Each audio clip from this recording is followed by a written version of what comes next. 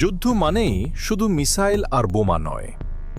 যুদ্ধ মানে তেলের দামের ঊর্ধ্বগতি থেকে শুরু করে গ্লোবাল সাপ্লাই চেইন শক। ইরান, ইসরায়েল এবং যুক্তরাষ্ট্রকে ঘিরে চলমান এই সংঘাত মাত্র কয়েকদিনের মধ্যেই বিশ্ব অর্থনীতিতে একটি অদৃশ্য চাপ তৈরি করতে শুরু করেছে। সবচেয়ে গুরুত্বপূর্ণ বিষয় হল, যদি এই যুদ্ধ আরও দীর্ঘায়িত হয় তাহলে এর প্রভাব শুধু যুদ্ধক্ষেত্রেই সীমাবদ্ধ থাকবে না। এটি সরাসরি আঘাত করবে ব্যবসা, বাজার এবং সাধারণ মানুষের জীবনে। বিশ্বের সবচেয়ে গুরুত্বপূর্ণ এনার্জি চোক পয়েন্টগুলোর একটি হল স্ট্রেট অফ হরমুজ বা হরমুজ প্রণালী।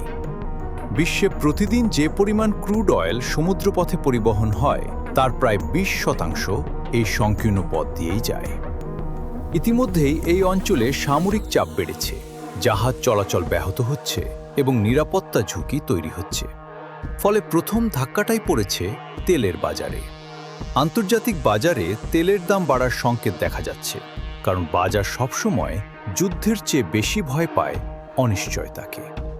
তেলের দাম বাড়া মানে শুধু পেট্রোলের দাম বাড়া নয়, এর সাথে জড়িয়ে আছে পরিবহন খরচ, উৎপাদন ব্যয়, খাদ্য সরবরাহ ব্যবস্থা।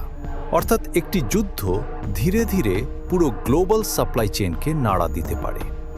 বাংলাদেশ সরাসরি যুদ্ধক্ষেত্রে না থাকলেও আমাদের অর্থনীতি গভীরভাবে নির্ভরশীল আমদানিকৃত জ্বালানির উপর। তেলের আন্তর্জাতিক দাম বাড়লে তার প্রভাব খুব দ্রুত পড়ে স্থানীয় বাজারে। ইতিমধ্যে বিভিন্ন জায়গায় শোনা যাচ্ছে কিছু অয়েল পাম্প বন্ধ হয়ে গেছে, আবার কোথাও কোথাও তৈরি হয়েছে কৃত্রিম সংকট।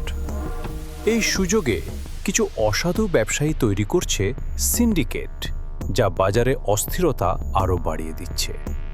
ফলে সাধারণ মানুষের জন্য পরিস্থিতি হয়ে উঠেছে দ্বিগুণ কঠিন। একদিকে আন্তর্জাতিক বাজারের চাপ, অন্যদিকে স্থানীয় বাজারের বিশৃঙ্খলা। যদি এই যুদ্ধ আরও দীর্ঘ সময় ধরে চলে তাহলে সামনে দেখা যেতে পারে আমদানি ব্যয় বৃদ্ধি, পরিবহন খরচ বৃদ্ধি, দ্রব্যমূল্যের নতুন চাপ, যা সরাসরি প্রভাব ফেলবে বাংলাদেশের ব্যবসা এবং অর্থনীতিতে। যুদ্ধের রাজনীতি অনেক জটিল, কিন্তু ব্যবসার ভাষা খুবই সরল। যেখানে অনিশ্চয়তা বাড়ে সেখানে বাজার অস্থির হয়ে ওঠে।